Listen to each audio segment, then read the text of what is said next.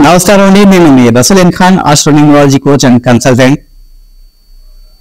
చాలా మంది ఎదురు చూస్తున్నారు ఎలక్షన్స్.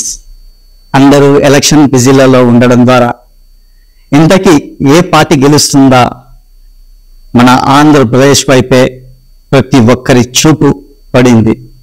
చాలా మంది న్యూమరాలజిస్టులు కావచ్చు, ఆస్ట్రాలజర్స్ కావచ్చు, ఒక్కొక్కరు ఒక్కొక్క దాని గురించి చెప్పడం అనేది జరుగుతుంది. కానీ అది క్లియర్గా ఏ విధంగా ఏ పార్టీ వస్తుంది, అదే విధంగా ఎస్పెషల్లీగా ఇప్పుడు ఫోకస్ మొత్తం పవన్ కళ్యాణ్, అదే విధంగా పిఠాపురం. పవన్ కళ్యాణ్ అంటే పిఠాపురం, పిఠాపురం అంటే పవన్ కళ్యాణ్. దృష్టి మొత్తం ఈసారైనా పవన్ కళ్యాణ్ గెలుస్తాడా, ఇంతకీ రాజకీయాలలో రాణిస్తాడా, ఇది ఒక పెద్ద ఛాలెంజ్ గా తీసుకోవడం అనేది జరుగుతుంది. పవన్ కళ్యాణ్ తర్వాత పవన్ కళ్యాణ్ సంబంధించిన క్యాండిడేట్ కావచ్చు.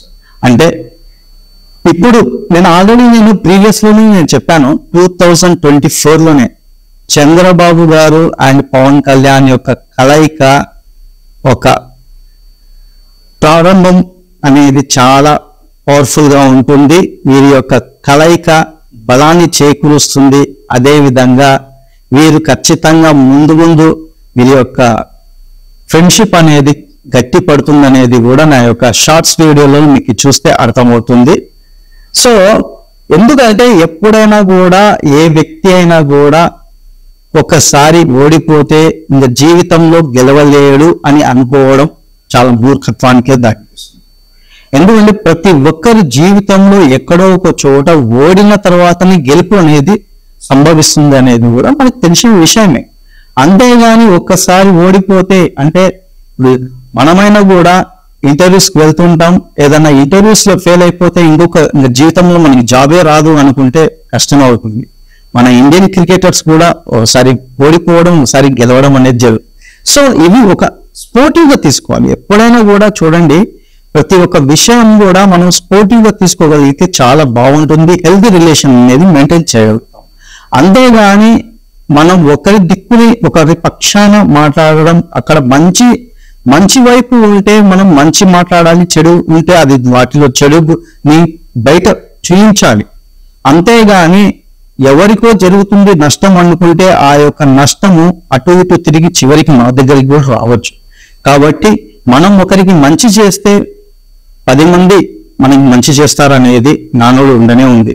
సో ఇప్పుడు మనం ఈ ఎలక్షన్స్ గురించి మనం తెలుసుకోబోతున్నాం. ఆల్రెడీ ప్రీవియస్ లో నేను 2014లో ప్రొడక్షన్ చేయడం అనేది జరిగింది. అది ప్రెస్ మీట్ లో నేను చెప్పడం అనేది కూడా జరిగింది.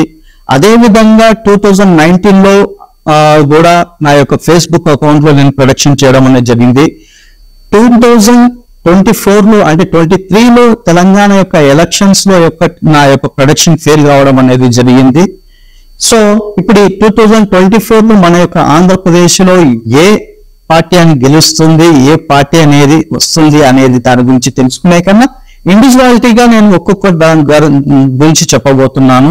ఫస్ట్ పవన్ కళ్యాణ్, తర్వాత వచ్చేసి మన యొక్క టీడీపీ పార్టీ గెలుస్తుందా, వైఎస్ఆర్సీపీ వస్తుందా, ఇండివిజువాలిటీ కొందరు మెయిన్ లీడర్స్ ఉన్నారు, వాళ్ళలో ఎవరు విన్ అవుతారు, ఎవరు పరాజయాన్ని పొందుతారు అనే దాని గురించి, అది ఏ విధంగా. అంతేగాని బ్లైండ్ గా వీళ్ళు గెలుస్తారు వీళ్ళు గెలవరు అని కాకుండా వారి యొక్క నెంబర్ గేమ్ ఏ విధంగా వాళ్ళని హెల్ప్ చేస్తుంది అనే దాని గురించి మనం తెలుసుకుందాం అన్నమాట.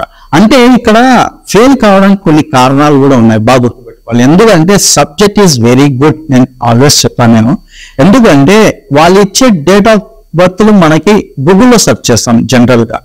ఆ గూగుల్లో దొరికే ఇన్ఫర్మేషన్ ని బట్టి మాత్రమే మనం ప్రొడక్షన్ చేయడం జరుగుతుంది. అంతేగాని వాళ్ళ యొక్క ఒరిజినల్ డేట్ ఆఫ్ బర్త్ వాళ్ళు మెయింటైన్ చేస్తున్నారా, గూగుల్లో వికీపీడియాలో వాళ్ళు కరెక్ట్ గా పెడుతున్నారా లేదా అనేది మనకి అది అంతగా క్లారిటీ. అది ఒకవేళ రాంగ్ అయినప్పుడు మనం చేసే ప్రొడక్షన్స్ కూడా సమ్ టైమ్స్ రాంగ్ అయ్యే అవకాశాలు కూడా ఉంటాయనేది ఇక్కడ గుర్తుపెట్టుకోవాలి. అంతేగాని మనం చేసిన ప్రొడక్షన్స్ ఒకసారి రాంగ్ అయిపోయి ఫెయిల్ అయిపోతే మన న్యూమరాలజీ వేస్ట్, ఆస్ట్రాలజీ వేస్ట్ అనుకోవడం. అంటే ఒక్కొక్క వ్యక్తి యొక్క అంటే చేసే అనాలిసిస్ కావచ్చు, ప్రొడక్షన్స్ కావచ్చు, వారి యొక్క వ్యక్తిగతంగా చూసే విధానంలో తేడా ఉండొచ్చు. కానీ subject is very genuine, subject చాలా మంచిది అని మాత్రం నేను పక్కా చెప్పగలుగుతాను. సబ్జెక్ట్ అంటే దాన్ని చెప్పే వ్యక్తి రాంగ్ కావచ్చు, కానీ సబ్జెక్ట్ ఎప్పుడు రాంగ్ కాదు అనేది బాగా గుర్తుపెట్టుకోవాలి. సో పవన్ కళ్యాణ్ ఈసారి విన్ అవుతారా లేదా? పిఠాపురాన్ని ఎందుకు ఎంచుకోవడం జరిగింది?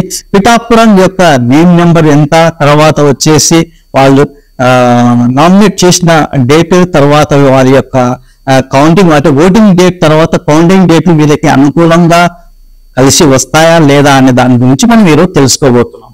పిఠాపురం మీరు చూసినట్లయితే PITHAPURAM పిఠాపురం యొక్క నేమ్ నెంబర్ 40 మీదకి వస్తుంది. ఇది రాహు. ఈసారి నేను ఆల్రెడీ 2024 యొక్క ఇయర్లీ ప్రొడక్షన్ లో నేను చెప్పడం జరిగింది. ఈ 2024 టోటల్ చేస్తే నెంబర్ 8 వస్తుంది. శని యొక్క నెంబర్ కాబట్టి శని ఎలాంటోడు అందరికీ తెలిసింది. శని అంటేనే భగవాన్ని చూసి భయపడిపోతుంటారు. ఈస్ ద జడ్జిమెంట్, పనిష్మెంట్ ఇచ్చే వ్యక్తి కాబట్టి, అంటే మీరు చేసే వర్క్ ని బట్టి మీకు గ్రో అంటే మీకు రిజల్ట్ ఇవ్వాలా లేకపోతే మిమ్మల్ని పనిష్మెంట్ చేయాలా అనే దాని మీద చాలా ఎక్కువగా ఫోకస్ పెడతాడు శని మహాత్ముడు. సో ఈ శని అంటే 2024 లో ఎంతమందికి పనిష్మెంట్ దొరుకుతుంది, ఎంతమందికి మంచి గుడ్ రిజల్ట్ దొరుకుతుంది అనేది కూడా ఇక్కడ చూసుకోవచ్చు. సో ఈడ మనం చూసుకున్నట్లయితే నేను ఆల్రెడీ చెప్పాను 4 రాహుకు సంబంధించింది, 8 శనికి సంబంధించింది. అంటే పిఠాపురం యొక్క నేమ్ నెంబర్ 4 రాహు కారకుడు, రోగకారకుడు, కాంట్రవర్సీకి కారకుడు అవుతాడు. కొత్త ప్రాబ్లమ్స్ ని క్రియేట్ చేసేవాడు కూడా అవుతాడు. కాబట్టి ఈసారి పిఠాపురంలో చాలా ఉధృతమైన పరిస్థితులు నెలకొనే అవకాశాలు కూడా చాలా ఎక్కువగా ఉన్నాయి. ఓటింగ్ సమయంలో చూడండి, ఓటింగ్ డేట్ కూడా మీరు చూడండి 13వ తేదీ 5వ నెల 2024 సంవత్సరం అవుతుంది. ఇక్కడ చూడండి ఓటింగ్ డేట్ కూడా మళ్ళీ 1+3 టోటల్ చేస్తే అగైన్ మళ్ళీ 4 వస్తుంది. సో డేట్, మంత్, ఇయర్ మొత్తం టోటల్ చేస్తే 8 వస్తుంది. అంటే 4 and 8 కాంబినేషన్ వస్తుంది. ఏమంటే అదృష్టంగా ఆ రోజు మండే డేట్ కావడం, తర్వాత యొక్క వృషభ రాశి యొక్క పీరియడ్ అంటే సన్సైన్ ప్రకారం వృషభ రాశి పీరియడ్ కావడం ద్వారా ఇది కొందరికి అనుకూలంగా చేకూర్చే అవకాశాలు చాలా ఎక్కువగా ఉన్నాయి. ఇక్కడ ఎన్ని పార్టీలు పోటీ చేసినా కూడా మొత్తం ఫోకస్ వచ్చేసి వైఎస్ఆర్సీపీ అండ్ టీడీపీ మీదనే మొత్తం ఫోకస్ జనసేన పార్టీ మీదనే ఫోకస్ ఉంది. అంటే పవన్ కళ్యాణ్ గారు ఈసారి విన్ అవుతారా లేదా? ఇది చాలా పవన్ కళ్యాణ్ ఛాలెంజింగ్ విషయం అన్నమాట. ఎందుకంటే 10 years నుంచి వెయిట్ చేస్తున్నాం పవన్ కళ్యాణ్. 2014 లో ఫౌండేషన్ అంటే వారి యొక్క జనసేన పార్టీని స్థాపించడం అనేది జరిగింది. కాబట్టి 10 సంవత్సరాల తర్వాత పవన్ కళ్యాణ్ చరిత్రను రాయబోతున్నారు. తాను అనుకుంటున్న గమ్యాన్ని చేరుకోబోతున్నారు. తాను ప్రజలకు ఇచ్చిన మాటని నిలబెట్టుకోపోవడానికి ఇది ఒక మంచి శుభశకునం అని చెప్పుకోవచ్చు. ఎందుకు? పవన్ కళ్యాణ్ గారికి 4వ నెంబర్ కలిసి రాబోతుంది ఈసారి 2024 లో. ఎందుకంటే ఇతని యొక్క లక్కీ పీరియడ్ ఇప్పుడు చూడండి, ఇతని యొక్క డేట్ ఆఫ్ బర్త్ 2/9/1968. ఇక్కడ బాగా గుర్తుపెట్టుకోండి, వికీపీడియాలో ప్రీవియస్ లో యాక్చువల్లీగా 2 సెప్టెంబర్ 1967 వచ్చేది ప్రీవియస్ లో. ఇది చాలా అబ్జర్వ్ చేసిన వాళ్ళు తెలుస్తుంది. కానీ ఇప్పుడు రైట్ ఇప్పుడు చూసినట్లయితే 1968 ఉంది. కాబట్టి అఫిడవిట్ లో ఏది మెన్షన్ చేశాడో వికీపీడియాలో కూడా అదే మెన్షన్ చేసినట్టున్నారు. కాబట్టి ఇక్కడ మార్పు అనేది జరిగింది. ఇది ఎంతవరకు రైట్ రాంగో నాకైతే తెలియదు. కానీ దీన్ని లెక్క ప్రకారం చూసుకున్నట్లయితే పవన్ కళ్యాణ్ గారు లక్కీ పీరియడ్ లోకి ఎంటర్ అయ్యారు. కాబట్టి తనని తాను ప్రూవ్ చేసుకునే ఇయర్ కాబోతుంది. తాను పొలిటికల్ లో ఒక లీడర్ గా ఎంటర్ కాబోతున్నారు. పొలిటికల్ లో తనకు అంటూ ఒక రాత రాసుకోబోతున్నాడు. అంటే చరిత్రను సృష్టించబోతున్నాడు. అంటే సినిమాలోనే కాక రాజకీయాలలో కూడా. అంటే ఒక ఎన్టీ రామారావు గారికి వచ్చిన చరిష్మా పవన్ కళ్యాణ్ గారికి రాబోతుంది. ఒక ఎన్టీఆర్ గారు టీడీపీని ఏ పార్టీని ఏ విధంగా తీసుకుని వచ్చారు, గుర్తింపును తీసుకొచ్చారో అదే విధంగా జనసేన పార్టీ చూడండి, తన పార్టీని తాను రన్ చేయడమే కష్టమై అలాంటి పార్టీలో ఉన్న కష్టం అవుతుంది. కానీ పవన్ కళ్యాణ్ తన పార్టీని రన్ చేస్తూ ఒక 2 పార్టీలను మెర్చి కలపడం అంటే ఇట్స్ నాట్ కామన్ థింగ్ అండి. బాగా గుర్తుపెట్టుకోవాలి. అంటే 2 పార్టీలను మెర్చి చేసి మద్దతుగా ఉండి తాను ఏది స్వార్థంగా కాకుండా నిస్వార్థంగా వర్క్ చేసి ప్రజల కొరకే ఖచ్చితంగా సక్సెస్ కావాలనే కాన్సెప్ట్ ఇలా ఉన్నాడు. కాబట్టి ఇది తనకి పాజిటివ్ గా కలిసి వచ్చే జాతకం అని చెప్పవచ్చు అనమాట. ఈసారి తన యొక్క అకౌంట్ ఓపెన్ చేయబోతున్నారు జనసేన పార్టీలు. తాను ముందుండి రథాన్ని నడిపించబోతున్నారు. ఇది అతనికి అనుకూలంగా ఉంది. ఎందుకు అంటే పవన్ కళ్యాణ్ యొక్క నేమ్ నెంబర్ కూడా 34 అంటే 7 నెంబర్ కేతు మీదకి వస్తుంది. తర్వాత 4వ నెంబర్ రావు కేతు కలయిక అనేది చాలా స్పష్టంగా ఇక్కడ ఉంది. కాబట్టి ఇతను రాహు యొక్క పీరియడ్ అంటే నేమ్ నెంబర్ లో పిఠాపురం యొక్క నేమ్ నెంబర్ కూడా 4, తర్వాత ఓటింగ్ డేట్ కూడా 13వ తేదీ 4 అంటే తల, అంటే రాహు యొక్క తల, తర్వాత అంటే తలతో ఆలోచించడం, బాడీతో వర్క్ చేయడం, ఇవి రెండు జరుగుతాయి. అంటే తెలివిగా పని చేయడం అంటారు దీన్ని. ఇది తనకి అనుకూలంగా కలిసి వస్తుంది. అదే విధంగా చూడండి, ఇక్కడ నామినేషన్ డేట్ కూడా 23/4/2024లో నామినేషన్ చేస్తున్నారు. అంటే 5/22 + 3 టోటల్ చేస్తే 5, డేట్ మంత్ ఇయర్ టోటల్ చేస్తే అగైన్ 8 నెంబర్ వస్తుంది. 8 నెంబర్ ఇతనికి ఇప్పుడు అనుకూలంగా జరగబోతుంది. ఎందుకంటే తాను చేసిన ఇన్ని రోజులు హార్డ్ వర్క్ ఇప్పుడు రిజల్ట్ తీసుకోవడానికి చాలా అనుకూలంగా ఉందని కూడా ఇక్కడ మనం చెప్పుకోవచ్చు అనమాట. ఇక్కడ చూడండి, ఇంకొకటి కౌంటింగ్ డేట్ కూడా వచ్చేసి అగైన్ నెంబర్ 4. యాదృచ్ఛికంగా కొన్ని ఎలా జరుగుతాయంటే నెంబర్లు మనల్ని ఫాలో అవుతూ ఉంటాయని చెప్తాం కదా. కౌంటింగ్ డేట్ కూడా 4/6/2024 సంవత్సరం వస్తుంది. కాబట్టి అగైన్ 4 and 9 కాంబినేషన్ ఇక్కడ జరుగుతుంది. తర్వాత జెమిని పీరియడ్ కాబట్టి ఇతనికి చాలా అనుకూలంగా కాబోతున్నాయి. ఇతని యొక్క అపోజిషన్ మనం చూసుకున్నట్లయితే వైఎస్ఆర్సీపీ యొక్క నేమ్ నెంబర్ 17/8 ఇక్కడ కొద్ది వరకు అనుకూలంగా ఉంది. వంగ గీత, ఈమె యొక్క డేట్ ఆఫ్ బర్త్ మనం చూసుకున్నట్లయితే వికీపీడియాలో 1/3/1964 వస్తుంది. ఈమె యొక్క బర్త్ నెంబర్ 1, డెస్టినీ నెంబర్ 6 వస్తుంది అనుకూలంగా. ఇక్కడ చూడండి, వంగ గీత ఒకప్పుడు చిరంజీవి గారి యొక్క పార్టీ నుంచి గెలిచిన అభ్యర్థి. ఆ అభ్యర్థి ఇప్పుడు తమ్ముడి మీద పోటీ చేయడం అనేది కూడా జరుగుతుంది. కాబట్టి వీరి ఇద్దరి మధ్యలో మంచి టఫ్ గేమ్ జరగబోతుంది. కాబట్టి ఎవరు విన్ అవుతారు, ఎవరు అపజయం పాలవుతారు అనేది చాలా మంది యొక్క దృష్టి.